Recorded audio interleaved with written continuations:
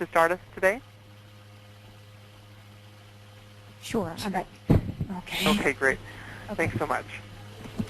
Our Heavenly Father, we're very thankful that we can meet together today and talk about some of the important things that took place that brought about the birth of this country. We're very thankful that we're doing this. So please help us to have the Spirit with us. In the name of Jesus Christ. Amen. Amen. Amen. Well, thank you very much. Okie dokie. Well, let's get started here then. Welcome. Welcome to Wendy. How are you, Wendy? Hi. Doing well, thanks. Good, good, good. Okay. Well, we're going to get started here. So far we have Heidi, Wendy, and Christina with us today, and I'm excited about today's class. Let's talk about Common Sense by Thomas Paine, January of 1776. Well, first of all, you may remember this slide. This is one of my favorites for understanding what's going on here in after 1774 anyway. This slide shows America's governmental links to Great Britain, and really by 1774 there were two that were most often talked about, the Parliament and the King. And we've probably seen these links talked about in almost everything we've read. I just wanted to point out, and I hope this visual will help, that by the time Thomas Paine wrote Common Sense, Parliament had been severed. That link was no more. In 1774, we know that James Wilson had said that the colonies were, quote, not bound by the acts of British Parliament. Right? After a decade of having no consent, finally Parliament had been written off as not being legitimate anymore. It wasn't a law-making body that was acknowledged for the colonies. At the same time, though, we have this very interesting link that is still left, and it's the link of the king. Now, we know that in what we talked about in summary view, that in 1774, Jefferson had said that the colonies would continue their union by submitting to the same common sovereign who was thereby made the central connecting link. But Jefferson also warned that the colonies would not continue to excuse the wanton exercise of his power. And so we have this warning to the king, and of course Jefferson makes this veiled threat of separation, saying, well, you know, we might be forced if the king doesn't shape up. And now, as we read Common Sense, we'll actually see how this argument has progressed to the point that the king's link could actually be severed. But it took all the way through January of 1776, and as we know, all the way until July for it to be officially severed by the colonies. They just couldn't bring themselves to sever it before then. As we read in our last class, the Declaration of, the causes of necessity of taking up arms, 1775. So we have after Lexington and Concord, we know that Americans are willing to fight, but they're still not willing to give up the hope of restoring their connection with Great Britain and seeking rights within the British Empire. So keep that in mind. Even after blood was spilled at Lexington and Concord, they still were hoping to reconcile and be within the Empire of Liberty, as they called it. And we have this great quote here. Who could read this quote to just remind us of how this declaration of the causes and necessity of taking up arms concluded? I can read it. Thanks so much, Heidi. We assure them that we mean not to dissolve that union which has so long and so happily subsisted between us, and which we sincerely wish to see restored. Necessity has not yet driven us into that desperate measure or induced us to excite any other nation to war against them. We have not raised armies with ambitious designs of separating from Great Britain and establishing independent states. Excellent. Thanks so much, right? So here, this is the last official statement made by the Second Continental Congress to George III.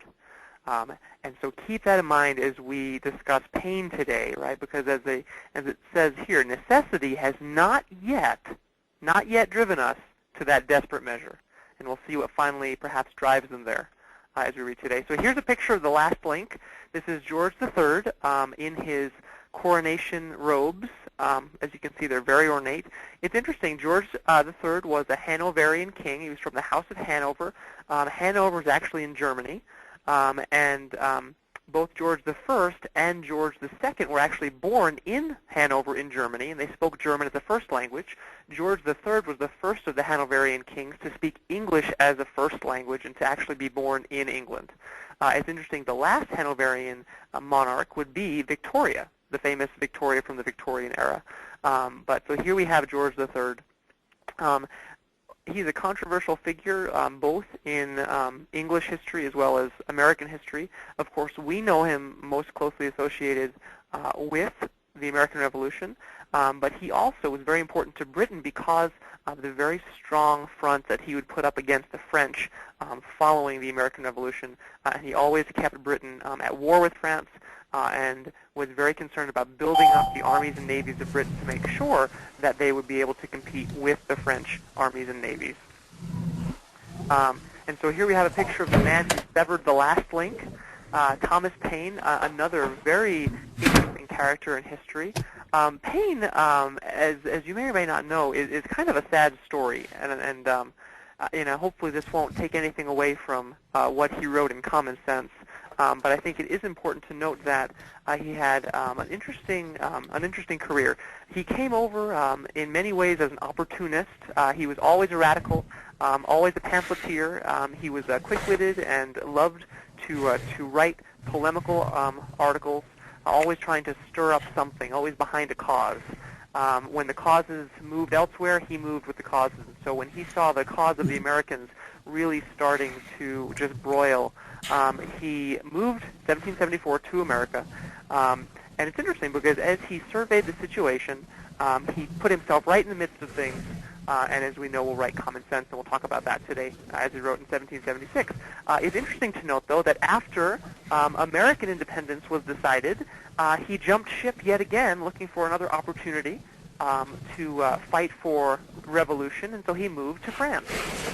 Interestingly enough, he didn't speak any French, though he was eventually elected to the French National Assembly because they revered his writing for the American Revolution so much. He ended up writing a Declaration of Rights for them. He also wrote, interestingly enough, a very controversial work at the time called The Age of Reason, which basically attacked openly Christianity and organized religion in general. He basically said, listen, we need to focus on science.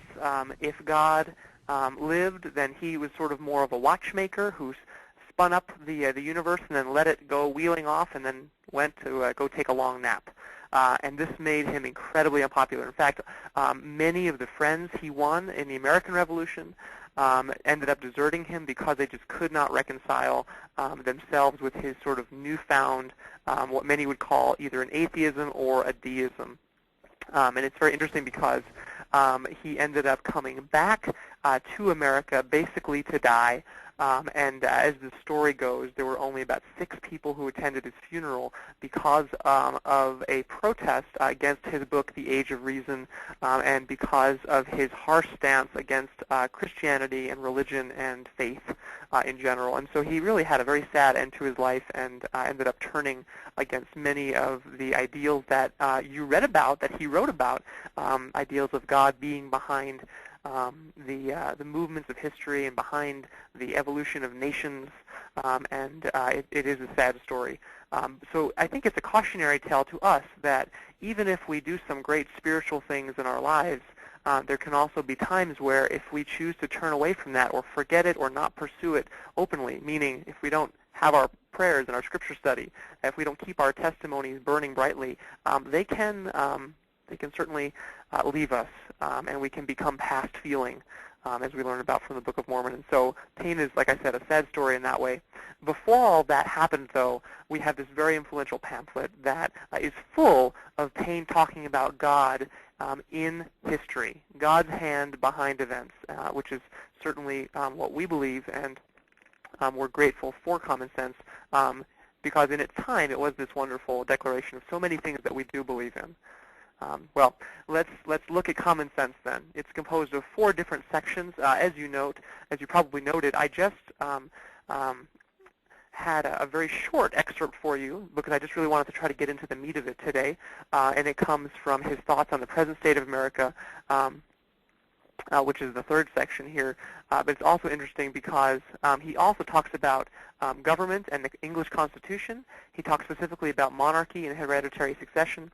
And then he talks about the present situation, and also he talks about some future ideas for government that end up becoming, actually getting him into trouble with American patriots, even, as we'll see a little bit later in the presentation. So just keep that in mind, and if what you read sparked your interest, I highly recommend that you read the rest of it, and it's not very long. So, interestingly, it sold 100,000 copies in the colonies. Now, these colonies only had a population of about 2 million free inhabitants, and so this was quite the just mega hit in the literary world of America. It was by far the best-selling work of the 18th century, and if you look at the percentage of potential buyers who ended up with a copy of Common Sense, it's one of the best-selling books of all time, which is interesting, just based on percentage alone, because there were so few people in the colonies who really had access to it, and so many people bought it. So just keep that in mind. It was wildly popular. Well, let's then get into our 4Ring, the reasoning and relating, now that you've had some context from me. Hopefully you've all read it, and so can you reason, why do you think that Common Sense was so effective? Why did it sell so well? Why was it so influential?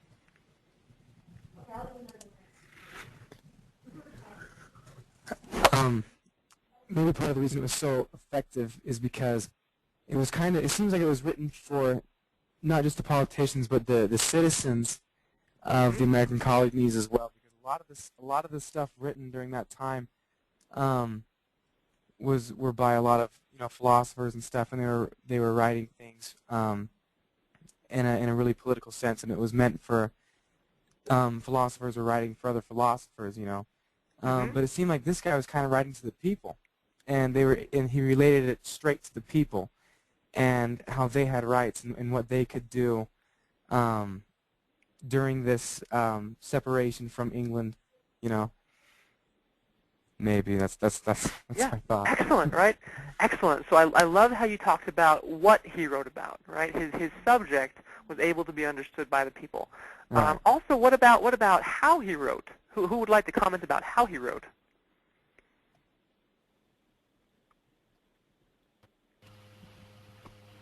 Well, from what I understand, it was written for the common person, but I'll have to tell you, as I was reading it, it made me realize how dumbed down we've become. Because this is not for the common person anymore. I had to reread things many times, and there's still some things I didn't understand. Yeah, thanks for that interesting insight, Heidi. And I think it is important to remember that, of course, we have to take these texts within their context to truly understand them. Right. And so if we look, though, and compare Paine's writing to, I mean, in this class, if you've been with us from the beginning, think about it. We've read Harrington and Sidney and Locke. And if you compare Paine's writing, this is prose, right, with the prose of those philosophers, as Caden was saying, right? What are some differences, perhaps, that maybe you were able to see? Obviously, though, keeping in mind that those differences perhaps are less different if you look at them through our lens today and what we're used to. But if you put yourself in the shoes of a colonist in the 1770s, what might the differences have been in the literary style? One thing I liked about it is that it just flows. It logically flows. You can tell he's an experienced pamphleteer because he says something and then he says, but you might say this, and then he counters with these reasons, and then he comes to another conclusion. But other people might say this, and then he counters, and so it just flows logically. Yeah, excellent. Thanks so much for that. I love how that you're talking about how he organized his argument, right? He was sort of point, counterpoint, anticipating objections, addressing them, right, so that he would leave sort of no room for people to say, well, wait, what about this? Because he's already answered that question that they may have had. Excellent, right? Let's see. Walter, what did you think about the literary style of this piece? Well, I thought that he was kind of just kind of making a point and kind of getting to a decision, kind of because so far the other writers, they've kind of not really gone straight to independence, Mm-hmm. and he kind of just goes right there. Mm-hmm. Yeah, excellent, right? You know, I love that you made that point because it just reinforces something that's very important to understand about Paine, which is that he was always the radical among radicals. He was always so far out there. I don't know if I want to call it to the right or to the left or whatever you think, but basically he was radical for the American revolutionaries. He was radical for the French revolutionaries. He ended up kicking off Robespierre and was put in prison during the French Revolution. And he would be extremely radical, as I mentioned, for this book, The Age of Reason, just fighting against hundreds and hundreds of years of established Christianity and a faith-based culture, and standing as this sort of iconoclast, you know, against it all. And so he's always been really far out there, and he's always been one that, as Walter so rightfully pointed out, was somebody who would jump to the extreme conclusion and to the dramatic act much faster than more considered, more measured thinkers, which is another reason why this would really excite, right, the common person. A call to action. Okay, excellent. Well, thank you so much for all those great efforts at reasoning. They were all certainly fruitful for us, I hope, today. Well, if we move on then a little bit, and we ask ourselves this question: can we relate? What lessons can we learn from the reasons behind the success of common sense? What lessons can you learn for your writing? I would say to know your audience. Mm-hmm. Excellent. So, and write to the audience so that they can understand and address their concerns. Excellent. I don't know if you've ever been in a primary. Well, I've been a primary teacher several times, and you've seen a member of the bishopric come in.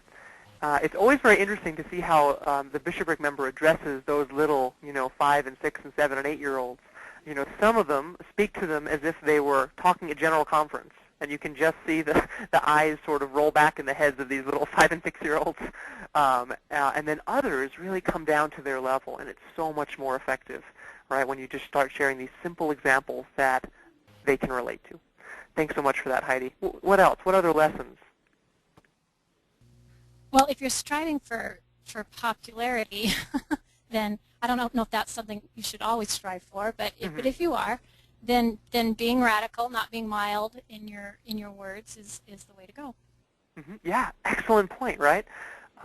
Excellent point. I'm sure we've all seen political candidates who perhaps are maybe less qualified than other candidates, but who through amazing, passionate rhetoric can stir the hearts of the people and become popular in the eyes of the people and gain the vote, right? We've probably seen that before. Any other lessons? What do you think, Walter? Well, just like what everyone's been saying, and yeah, I really don't have anything else to say. Okay. Well, I'm glad that you concur because the comments that have been made have been excellent. So let's move on then. Here we go. So let's look at this line. This is the very first line in the excerpt that I gave to you. The very first line, or page 30. Can you reason? What does Paine mean by, quote, the object contended for ought always to bear some just proportion to the expense?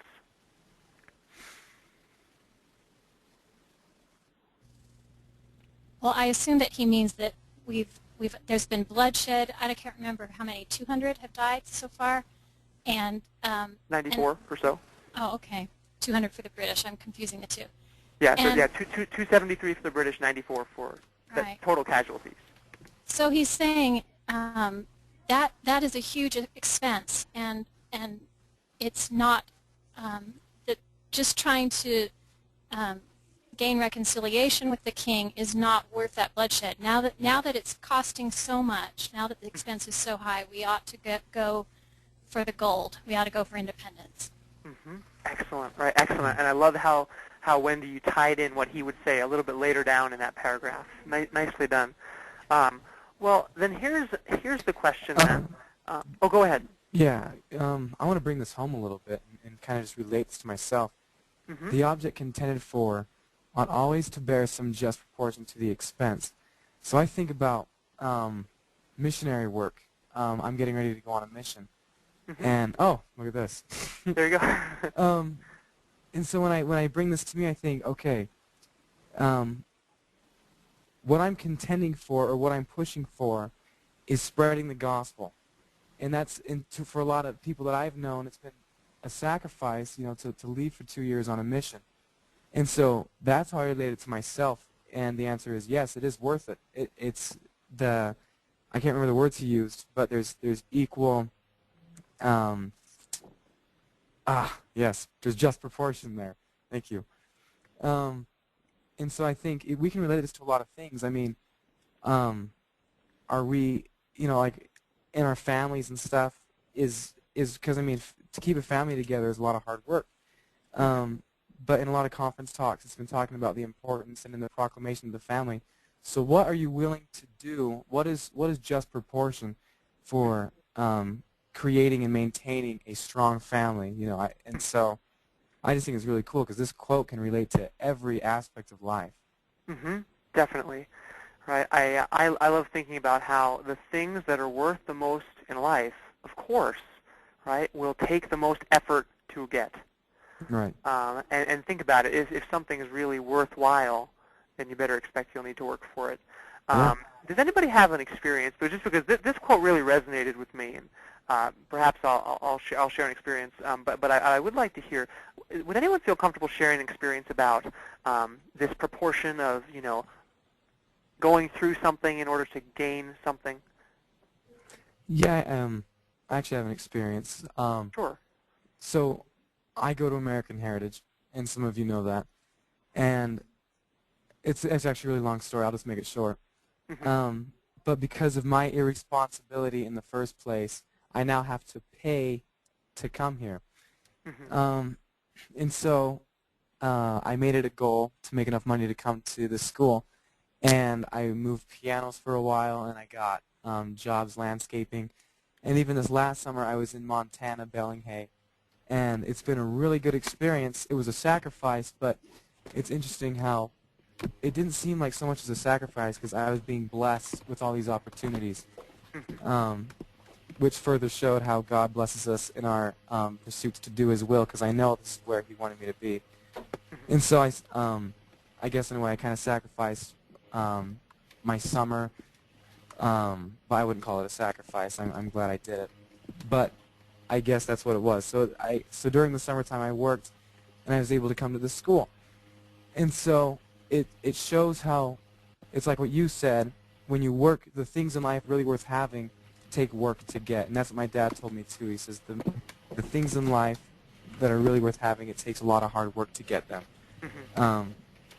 But it's a true and eternal principle that when we labor by the sweat of our brow, as Adam was told, we will reap the benefits. So that's my experience. Excellent. Thanks so much. Anyone else like to share?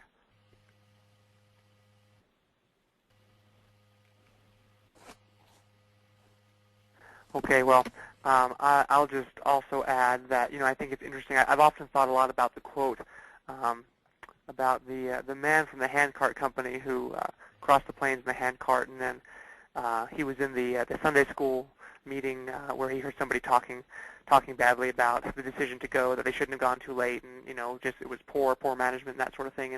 And he got up and basically said, to paraphrase, the price that we paid to become acquainted with God was worth all of that, and I'd do it again.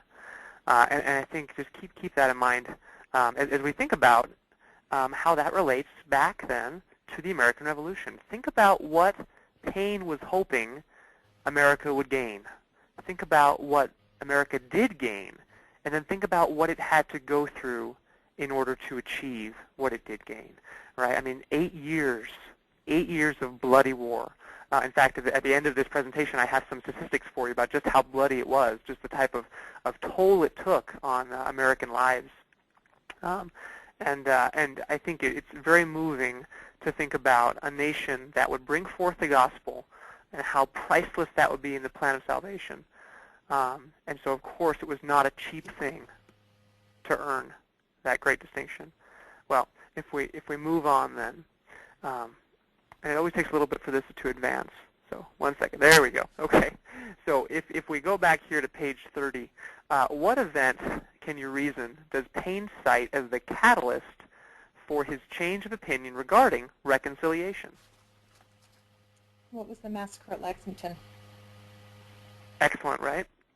Excellent. And Heidi, would you read the sentence in which you found that little phrase there, please? No man was a warmer wisher for reconciliation than myself before the fatal 19th of April, 1775, or the massacre at Lexington.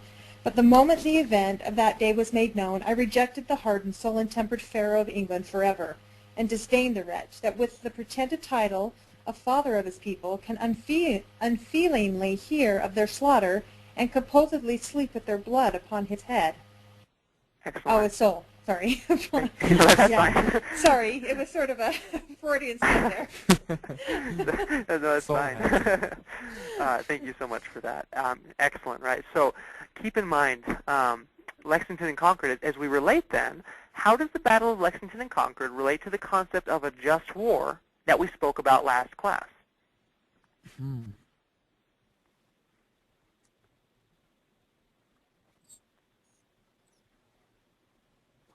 Well, I guess I don't remember exactly what was said about a just war, but wasn't it something to the effect that if you're sort of minding your own business and you've tried to make reconciliation to the best you can, and then the first shot is fired against you, then you have the authorization to protect your own life at that point and your liberty. Right. Sure. Right. So this concept of being able to defend, right, one's liberty, one's family, one's religion. And there's that interesting quote by, he was Elder McKay, David O. McKay at the time, talking about how, we're not justified in beginning a war, but yet entering into a war when these specific conditions have been met. Meaning, we have been attacked, our rights have been attacked, right? It's this war of defense, this just a defending of principles, which he spoke about. And so how does that relate then, do you think, to the Battle of Lexington and Concord?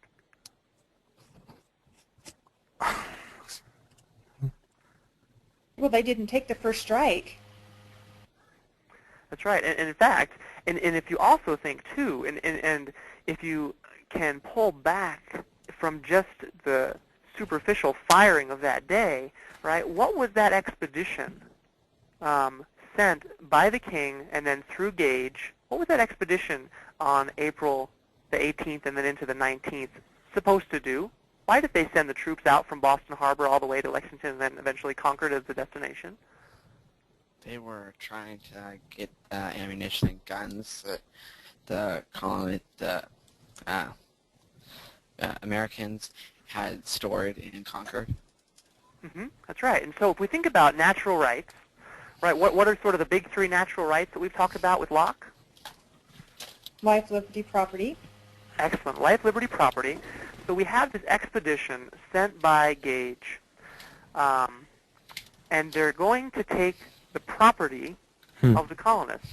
Now this property the colonists had in order to protect, right, not only their lives, but also their liberty.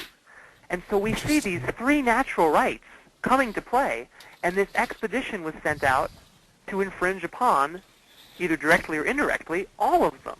Yeah. And so think about a just war and think about defending, and that's one way to look at it. And I think it does really show you how important Lexington and Concord would be as a catalyst. Now, of course, keep in mind, too, though, that on April 19th, 1775, we did not declare independence from Britain, right? It took all the way through the rest of 75, all the way through the first half of 76, until July of 76 before we really could bring ourselves to do it. That's how hard a decision it was to enter into this just war, if you will. So keep that in mind. Okay, well then let's really talk about here perhaps the most important and influential part of Paine's entire Common Sense, which I have part of it here for you, right? Reason, how does he figuratively sever the father figure of George III? All right. I think this is when the part that I read that kind of showed this was the second paragraph, well, the kind of the first full paragraph on page 31, and he says, but where it says is the King of America, I'll tell you, friend, he reigns above. So he's talking about God and how God is the King of America, and how God doesn't make havoc of mankind like the royal of Britain, like the King of England. He doesn't make havoc for mankind. And so he goes on to say that God is the King of America, and at the very end it says, well, I don't want to go there yet. Hold on. And so the way he's kind of saying, so God is our Father. He's our Heavenly Father. And as His Father, He's given us unalienable rights, and among those are life, liberty, and the pursuit of happiness or property. But then he's showing how the King of England is doing the exact opposite of what our Heavenly Father does by trying to take those away. And so that's kind of how he severs that he's not a father figure, he's just a tyrant. God is our Father. He's our Father. No, He's not even a father figure, He's our dad. He's our Heavenly Father. But I really like the last line on that second paragraph on page 31 where it said, no, sorry, it's down the next paragraph, the third one. It says, ye that oppose independence now, ye know not what ye do. Ye are opening a door to eternal tyranny by keeping vacant the seat of government. And so I thought of the French Revolution and how they got rid of their father figure. They wanted to get rid of their system, but they were in an anarchy, and they didn't have any government. Their seat of government was vacant, and then they almost instantly went back to tyranny because they kept that seat vacant. I can't say vacant. Oh, so long that it was just chaos. And so I think we need to have that seat covered, but that seat needs to honor God, and they should be there to protect our rights, not give us security. You know what I mean? Right. Yeah, excellent. Thank you so much. And if we look at how Paine does this, it's very interesting. And he was very, very smart in the way he wrote this. As Wendy said, he truly was a masterful pamphleteer. Well, what biblical story does Paine make brief reference to in attacking George III? The Israelites leaving Egypt. Excellent. And where's the quote, Wendy? Yeah, I don't remember that. The sullen-tempered Pharaoh of England. Oh, that. Okay. Excellent, right? Excellent. Now, if we think about this, all right, because and actually, believe it or not, this was actually one of the reasons why John Adams did not like Common Sense, because Paine appealed to the Bible in making his claims against George III, which is very interesting because that's actually one of the reasons why it was so effective. But why was using a biblical analogy so effective for Paine? Why do you think? I'd say because they can see. Go ahead. I'm sorry, what was that, Wendy? Well, we can't see each other raise hands, so we always never know who's going to talk. Right. Because they can clearly see, wow, God helped the Israelites leave their father figure. We are their tyrant, and they were successful with God's help. We can do the same. You just feel, I don't know, you have this whole, it's already played out for you in your mind. Excellent, right? Excellent. They already know the scenes of the play.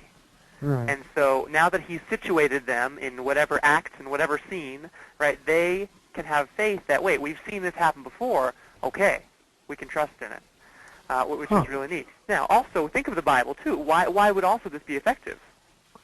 You think about Americans. To the Americans, the Bible, they valued the Bible, and they counseled with their Father in heaven in their political decisions, and they were Christians. They prayed and they seeked for guidance from God. And so if that's your audience, if you relate what you're stating with God and the Bible, then you're going to hit home with the people who are listening, because that's what they believe too. And so they relate the Bible to themselves, and it gives them a lot of hope. Excellent, right? And I love how you talked about how truly the Bible was America's political textbook in so many ways. More than any other book, it was the book that most of the people had been exposed to. And it's very interesting. I was actually just looking it up today, and the Bible is by far the #1 selling book of all time, just in terms of sheer volume.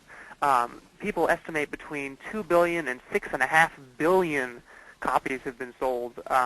And certainly, before records were even kept, this was the book that was being distributed, being disseminated from England. If you read in 1 Nephi 13, we see how this book coming forth from the Jews, right? It comes forth, it says in purity, and then it makes its way over at the same time. Plain and precious truths are lost in the process of translation. But yet, this book, right, will be so good in pointing people to Christ and to the principles of liberty under the plan of salvation. And so it's so important as a reference. And thanks so much, Wendy, for bringing that up. They knew the story, and so they could plug into it. Okay. Well, so then if we think about this then, right, what lessons can we learn from Paine's use of biblical analogy? They hopefully should be pretty obvious, but what are these lessons? Walter, what do you think?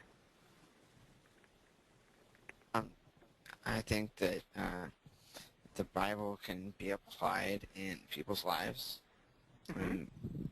Some people probably think that it's just something that happened, but it can be applied in people's lives nowadays and then. So, yeah.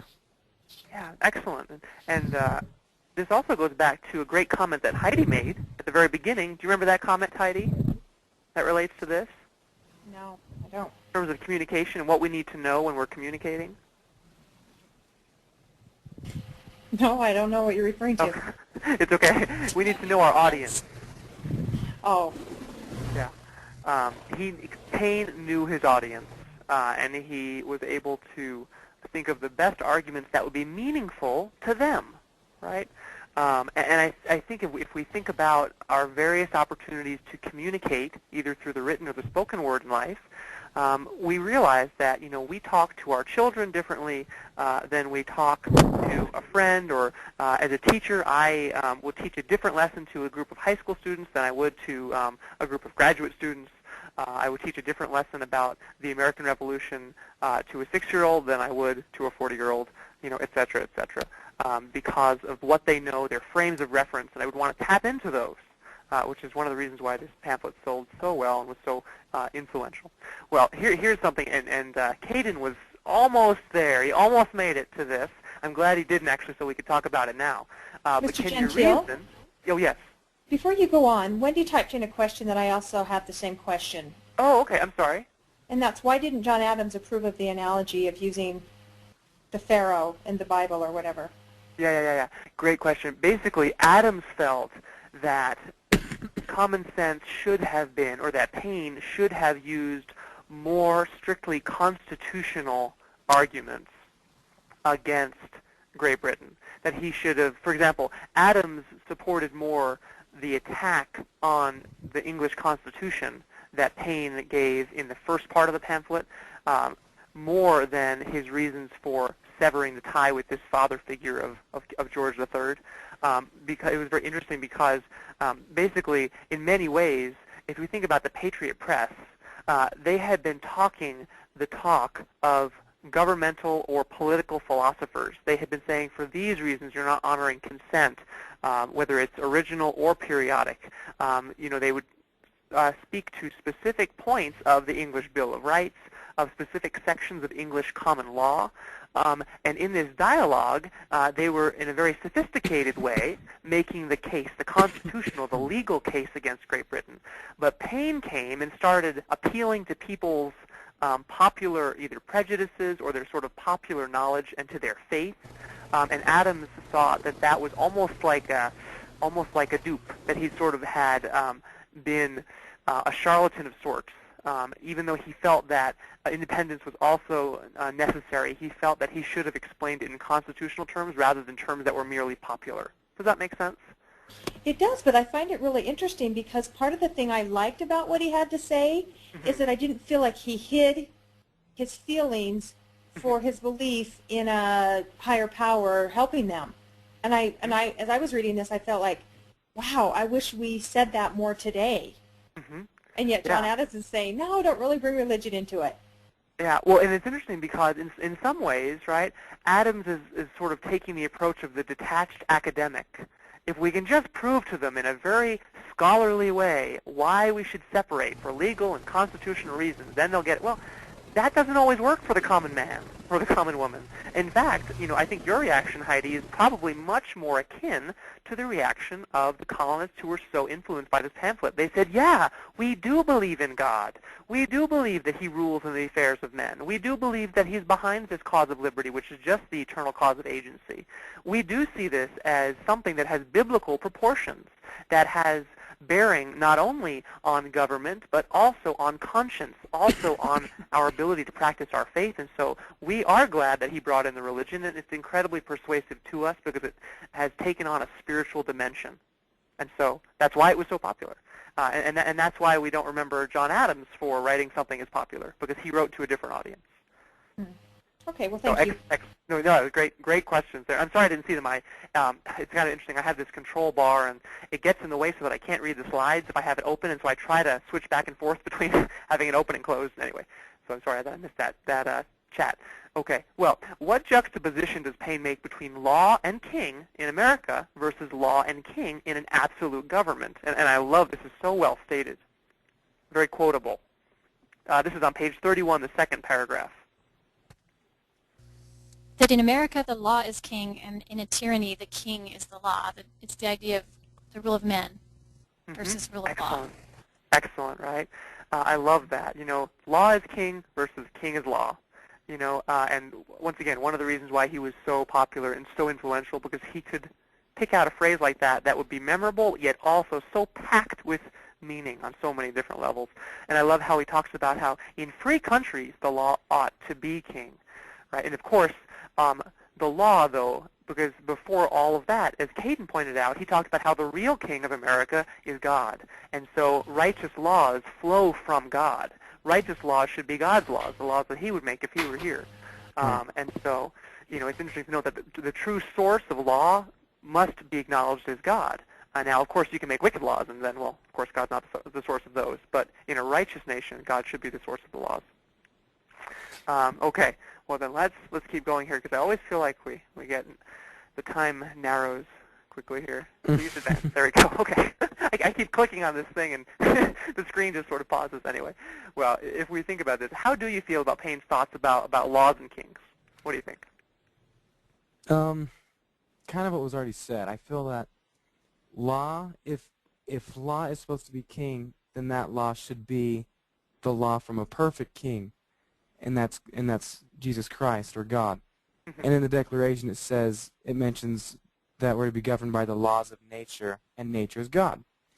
And the laws of nature come from God. And so if a nation has qualified to be governed by the laws of God, then that's great, and that's a great king to have. It's the perfect king to have. But the trick is that nation needs to qualify for those laws. Like one of the founders said, he said the Constitution was written for only a moral and religious people. And if you're not moral, if it's not a moral and religious people, they can't expect to be free, because they won't govern themselves by the laws of nature, and nature's God. So how do they expect the nation to be governed that way? Excellent. Yeah. Thanks so much for that, Caden. Well, it's interesting here. I do want to get to a couple things. Can you find one line that talks about how Paine's ideas relate to Locke? A very short line, page 31. Sure. It's a government of our own is our natural right. Excellent. You win the prize. Nicely done, Heidi, right? A government of our own is a natural right. It goes back to this cycle that we've been talking about, state of nature, social contract. Government is only to protect natural rights. Consent of the governed. popular sovereignty, this right of revolution, people can change their creation, right? Goes right back to that we've been discussing here. Well, it's interesting. Of course, we probably know. So, what solution then to America's problems does Paine advocate?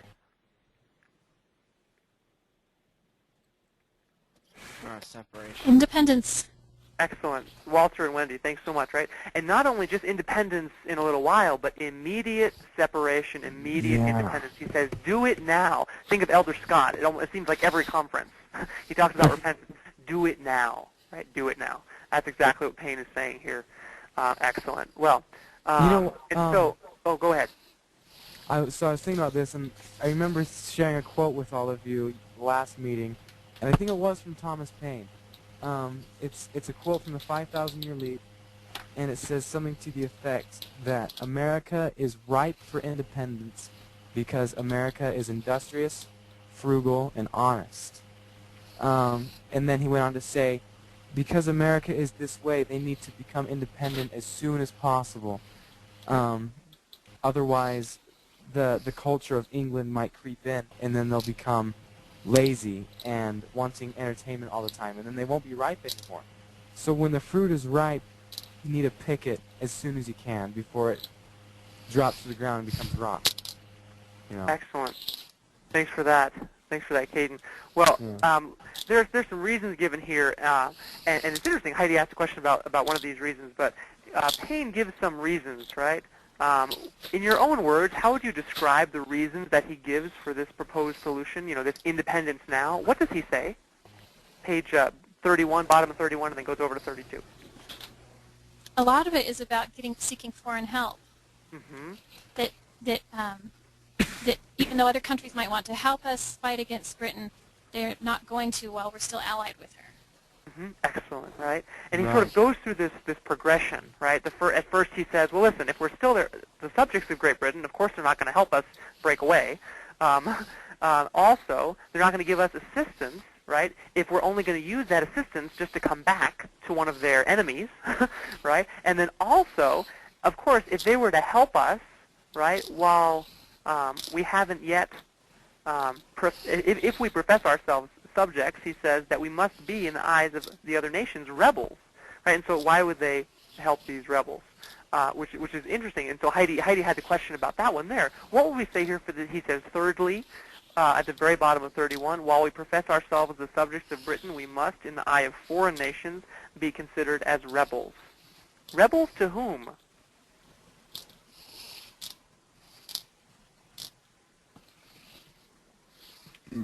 Britain, the king. Is it Britain or is it somebody else? Think of it. If you're think of these other countries who might perhaps give aid. Why would they give aid? We were just discussing this in our previous class, but we were looking at it through the Declaration of Independence, and we thought, who are they writing this to? And of course, it was to England, but we thought that maybe the founders were thinking, if other nations see this declaration, as we read it, we were amazed by the reasoning of the founders and of Thomas Jefferson and those who wrote it. And we thought if other nations would look at this, it would inspire them to think to themselves, wow, those Americans they're thinking.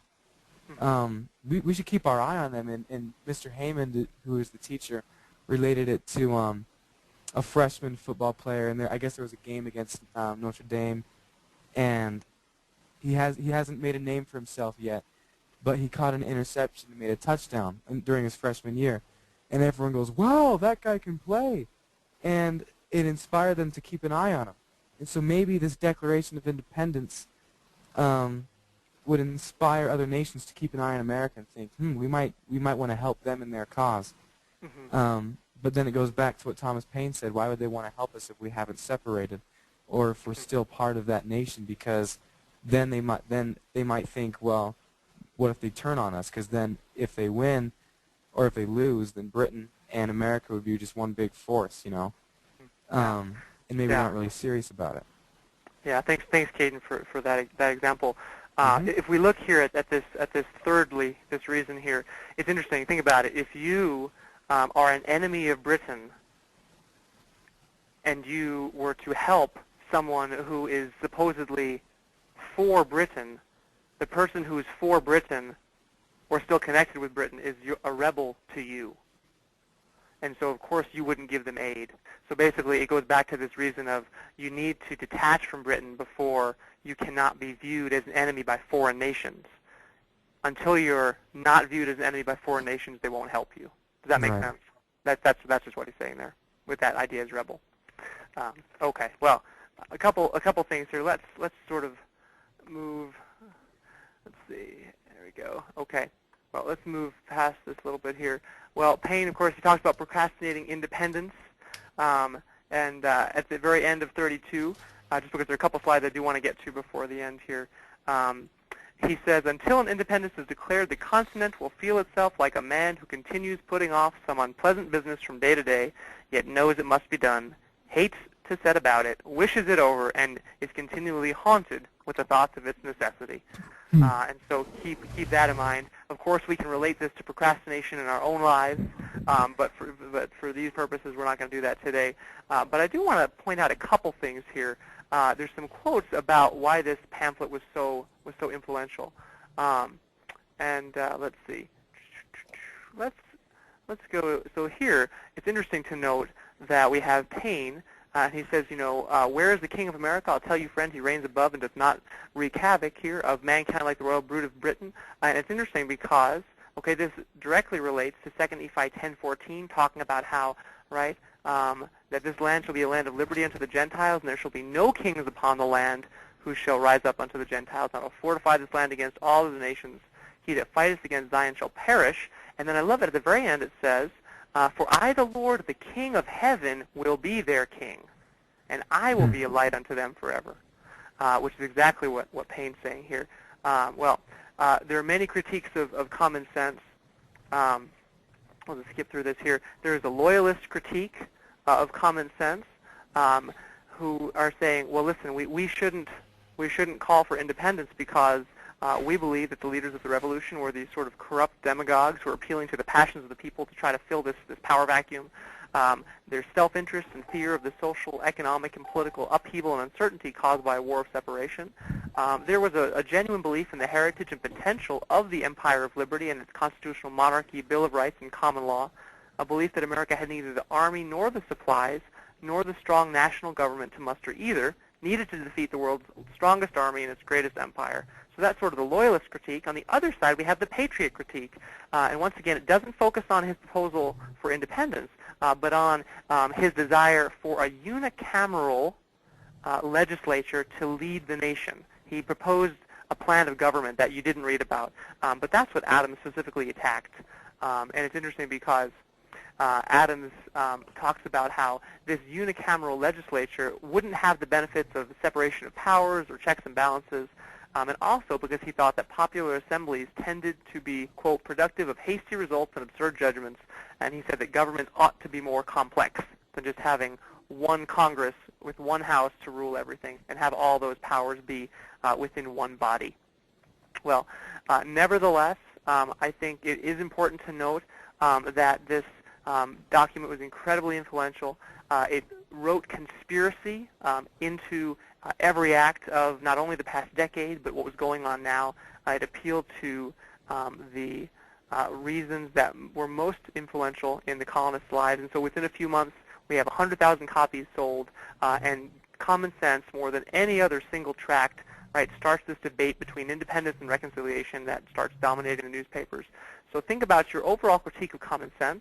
But as you do that, also think, too, that if Paine were to look into the future and think about really the ramifications of what he was calling for, we need to realize that, as we talked about in the beginning, as I'm just wrapping up here, that even though this would be such a great achievement, it would take a great cost in the lives of Americans.